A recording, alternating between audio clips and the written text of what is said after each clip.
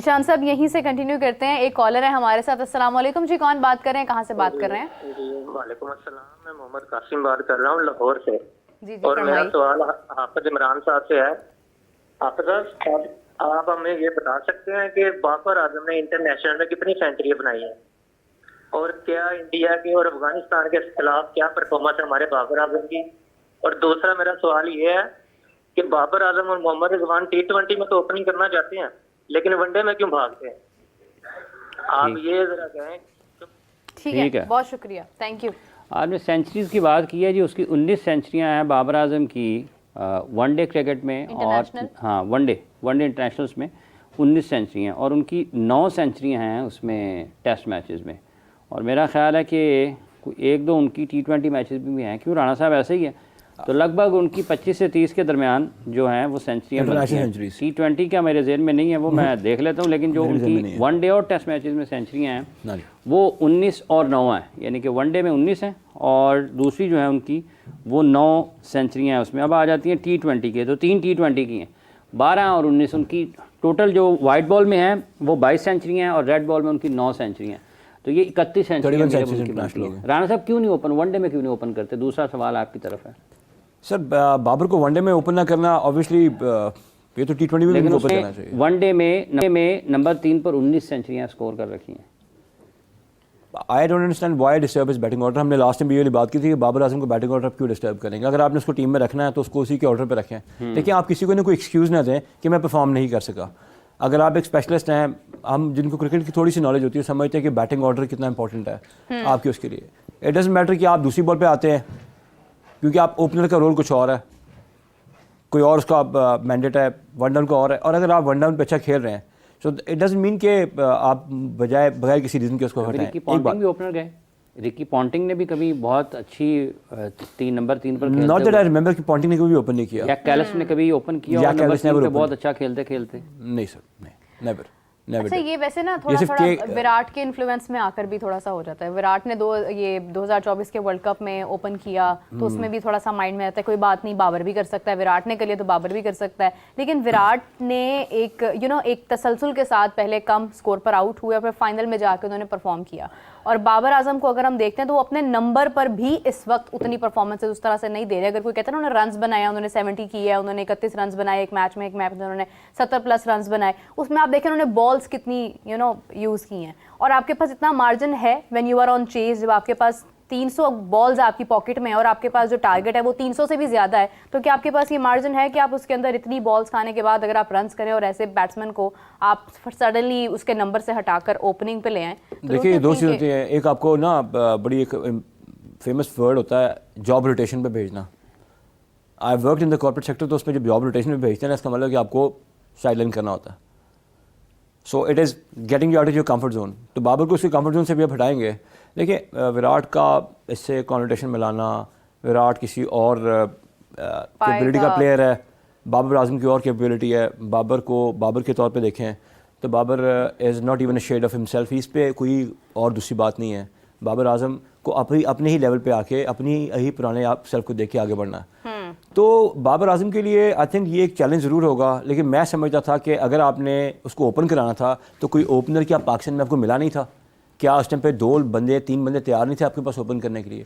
क्या आपने ये ज़िद पकड़ी कि आपने लेफ्ट हैंडेड राइट लेफ्ट का कॉम्बिनेशन जरूर खिलाना है? अगर इमामुल हक रेडी था, आपको पता है कि वो एक्यूमुलेटर अच्छा है, ही कैन एक्यूमुलेट रन्स, और वो एक चांस देता है कि अपनी विकेट जल्दी थ्रो अवे नहीं करता, तो फ़खर उनको तो उसको करा लेते। क्या सईद और रामेश्वर की जोड़ी नहीं होती थी? तो फिर बाबर को वन डाउन पे रखते। और क्या बाबर आजम की टीम में होने की वजह से क्या बाबर को कौन सा बैटिंग ऑर्डर में डिस्टर्ब कर रहा है? क्या कामरान गुलाम को हमने अकोमोडेट करना है जो कि 2 डाउन आता है? If he is not performing well, they could have just put Babar 1 down, open पे इनको इमाम को देते और स्ट्रक्चर को चलाते हैं।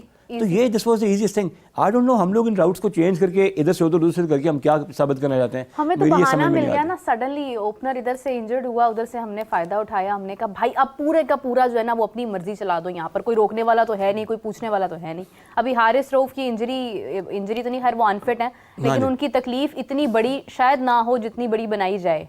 मतलब that's something I can say about it, कि उनको इस्तेमाल इतना ज़्यादा उस चीज़ को किया जाए कि उसके बाद जो है वो अगेन कोई ऐसा उसमें प्लेयर डाल दिया जाए जो हमें उस वक्त डालना था मगर हम नहीं डाल पाए किसी और की वजह से, तो फिर अब हारिस हमारा की प्लेयर था वो बीमार हो गया, उसकी जगह हम किसी और मेरा इस पे बात कर रहे थे कि ऐसा आखिर होता ही क्यों है कि हम 13वें घंटे में डिसीजन मेकिंग कर रहे होते हैं, ऐसे हम क्यों करते हैं?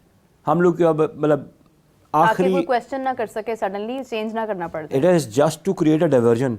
आपके पास एक इंपॉर्टेंट टॉपिक या टीम में फाइनल नहीं हुई, टीम फाइनल नहीं हुई, टीम फाइनल नहीं, इन द मीन टाइम कुछ और डिसीजन ले लिया गया, आपकी नज़र इधर होती है, वहाँ पर काम हो जाता है। आई होप कि इस बार अगर मैं अभी हाफिज़ साहब से पहले बात कर रहा था, यार हमारी ईगोज़ नहीं होनी चाहिए एज सिलेक्शन पैनल, हमारी ईगोज़ नहीं होनी चाहिए। And I request the chairman कि प्लीज़ सिलेक्शन कमेटी का कोई चेयरमैन बना दें। आपको चेयरमैन है, आप सिलेक्शन कमेटी का चेयरमैन बनाए ताकि वो बंदा उसकी ओनरशिप ले। इसको छोटा करें सिलेक्शन कमेटी को, make it a panel of 3 people, that's the decision. शायद ये 4 भी जो आपकी नेशनल सिलेक्शन कमेटी है ना, इसमें 4 लोगों का होना भी कोई इतनी बुरी बात नहीं है कि अगर आपकी 4 लोगों की सिलेक्शन कमेटी भी होती है, नेशनल सिलेक्शन कमेटी आपकी, तो वो कोई इतनी बुरी चीज़ सर ऑड में लेना है आप साहब, ऑड में लेने बेहतर रह जाएगा। देखिए बात ये वो फिर एक बंदे बना दें, फिर हूँ आके मुझे कल ही कर रहे हैं ना, करते से पहले कल ही रहे सर। मैं कहने का मतलब है कि ये 3 बंदे होंगे ना, 2:1 गुड सेटअप, 2 बंदों का वोट आ जाएगा। ये वोटिंग होती नहीं बेसिकली। आई थिंक क्या ख्याल है आपका, इस पे डिस्कशन होनी चाहिए ना? सवाल ही नहीं पैदा होता, वोटिंग का क्या लेना देना। फिर डिस्कशन होनी चाहिए। अगर 5 भी हों, डिसीजन चीफ सिलेक्टर किस लिए है? तो फिर एक काम कर लेते हैं, अगर आप 4 लोगों की सिलेक्शन कमेटी है, ठीक है, आप 1 भी कर सकते हैं, आप 3 भी कर सकते हैं, ठीक है, लेकिन 4 लोगों की सिलेक्शन कमेटी जब आपकी होगी, 3 मुख्तलिफ किस्म के ख्यालात चेयरमैन ऑफ सिलेक्शन कमेटी के पास आएंगे, ठीक है, और आप उसको डिबेट कर सकते हैं अच्छे अंदाज में। खिलाड़ियों की एक एक करके आप जब आप 15-16 बनाते हैं तो आप 15-16 लोगों के ऊपर डिबेट करते हैं, ठीक है, इससे कोई फ़र्क नहीं पड़ता कि आप कि 3 लोगों की है या आपकी 4 लोगों की है। तो 16 लोग 15 लोग आपने करने हैं और आपकी पूरे साल में काफ़ी क्रिकेट है। और कितनी मीटिंग्स हुई आपकी इस सिलसिले में? एग्जाम्पल एक बात कर रहा हूँ, चैम्पियंस ट्रॉफी का पता लग गया, हमारा सिलेक्शन कमेटी ने बैठना है, आखिरी दिन पता लगता है एक आज भी बैठेंगे, ये कल भी बैठे और परसों फिर बैठना है उन्होंने। वाई दिस मच ऑफ फस? आपको पता है ये अवेलेबल लॉट है, यही प्लेयर्स हैं, आपने इकट्ठे होना और एक डिसीजन ले लेना है। आप एक होती है डिस्कशन, एक होती है डिलिब्रेशन। ये डिस्कशन डिलिब्रेशन में फ़र्क है। अगर मैंने डिस्कशन करनी है and I have to advise someone and he has to take a decision, फिर आप बताएं who is taking the decision. Chief selector sir किस लिए है? देखें बात ये है कि यहाँ पर जो मसला है वो ये है कि चीफ सिलेक्टर नहीं है, ये सिलेक्शन वोटिंग पे नहीं होती, सिलेक्शन होती है आपकी एबिलिटी के ऊपर, आपकी परफॉर्मेंस के ऊपर। सिलेक्शन में ये जो वोटिंग वाला कॉन्सेप्ट है, ये सबसे ज़्यादा तबाहकुन है पाकिस्तान की क्रिकेट के लिए कि आपने 8-9 लोगों की सिलेक्शन कमेटी बना दी और आपके एंड में वोट कर लें। अरे आप किस लिए? एक इंतखाबात हो रहे हैं। हाफिज साहब कॉल सुन लेते हैं पहले, हाँ, अगर आपकी इजाजत हो। अस्सलाम वालेकुम जी, कौन बात करें, कहाँ से बात करें? जी अस्सलाम वालेकुम रहमतुल्लाह। वालेकुम अस्सलाम, फरमाइए। जी मैं हारिस नहीं बात कर रहा हूँ दुबई से। मेरा क्वेश्चन है राना भाई के लिए जो आपके मेहमान है, गेस्ट है। जी जी जी अस्सलाम वालेकुम राना भाई। जी वालेकुम हारिस साहब, कैसे हैं आप? Thank you. अल्हम्दुलिल्लाह मैं ठीक हूँ, उम्मीद करता हूँ आप सब लोग खैरियत से होंगे। राना भाई मेरा क्वेश्चन है कि 90s से हम एक चीज देख रहे हैं, पाकिस्तानी टीम का 250 स्कोर हो चेस के ऊपर, 300, 350, 350। हम शायद डॉट बॉल्स खेलने वाली दुनिया की सबसे वाहिद टीम है जो सबसे ज्यादा डॉट बॉल्स खेलते हैं।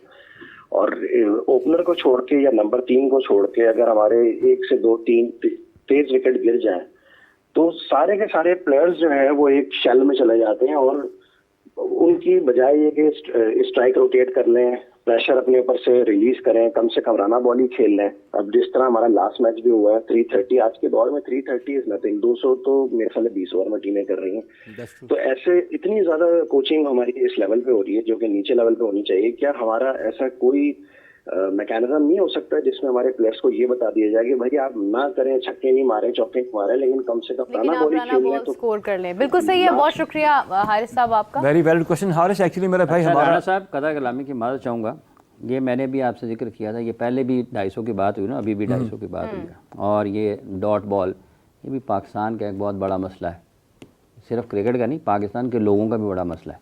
डॉट बॉल भी खेल का हिस्सा है, डॉट बॉल ज़रूरी भी होती है कहीं पे। अब अगर आपको उसने इतने अच्छे बॉल किए हैं तो मतलब क्या आप डॉट बॉल नहीं होना, आपने विकेट देके चले जाना है? आप डिपेंड करता है वही वाला बॉलर। 2005 में राणा साहब 2005 में पाकिस्तान इंडिया गया, मैंने पहले आपको 2004 के मैचेस बताए, वो डाउन टूर हो गया, ठीक है। 2005 में पाकिस्तान इंडिया गया तो 303 पहले वनडे में, 298 दूसरे वनडे में, 319 तीसरे वनडे में, 315 चौथे वनडे में, 249 चौथे वनडे में, ठीक है।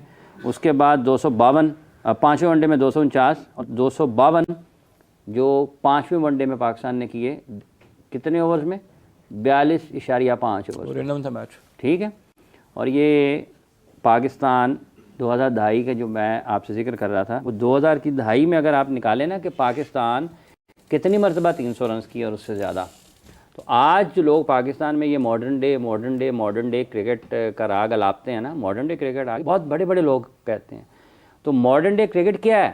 आप तो खेल रहे थे, बेसिकली दुनिया आगे चली गई आपसे। बुनियादी तौर पर जब आप देखते हमेशा ही कहता हूँ, बिल्कुल सही बात है, आप दुनिया आगे निकली हमसे, दुनिया आगे निकली है। ये नहीं है कि आपके पास वो रास्ता नहीं था, आपने सफ़र ही नहीं किया, आप खड़े रहे अपने जगह पर, ठीक है जी, वो खुद ही चला। ऐसे नहीं होता, ऐसे नहीं होता। ये जो 2004-5 में 300 रन कर रहे थे, ये भी पाकिस्तानी थे ना, और उस वक्त 2 बॉल नहीं लगते थे, ठीक एक बॉल लगता था, और डिफिकल्ट होता है, पंपा बॉल होता है तो उसको मारना बहुत ठीक डिफिकल्ट है। Yes, I know. तो वो आज आपके 2 बॉल लगते हैं 25 ओवर्स में। हार्ड रहते हैं। जो फील्डिंग की पाबंदियां हैं वो जो सन 2004-5-6 में थी वो आज नहीं है, आज उससे निस्बतन मुख्तलिफ है चीज़ें।